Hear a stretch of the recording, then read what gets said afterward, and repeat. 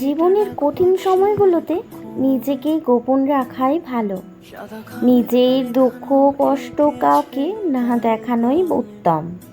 জীবনে যদি কখনো খুব খারাপ সময় আসে, তাহলে নিজের দুঃখ কষ্টগুলো নিজের মাঝে এমনভাবে আড়াল করে রাখো যেন তোমার গা ঘেঁষে বসে থাকা মানুষটাও টের না পায়। গোপনে তুমি ভেঙে গেছো খুব, পুড়ে ছারখার হয়ে গেছে মনের বন, আকস্মিক ঝড়ে ঝরে গেছে জীবনের বৃক্ষের সবকটি সবুজ পাতা।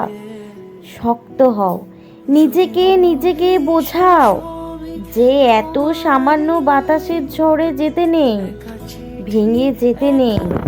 এমন হালকা আঘাতে কান্না পেলে একা একা গোপনে কাঁদো, তবুও নিজের ক্ষতগুলো কাউকে বোঝাতে যেও না।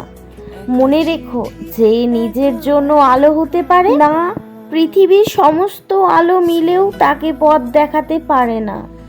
জানোই তো, মানুষ বড় নির্দয়।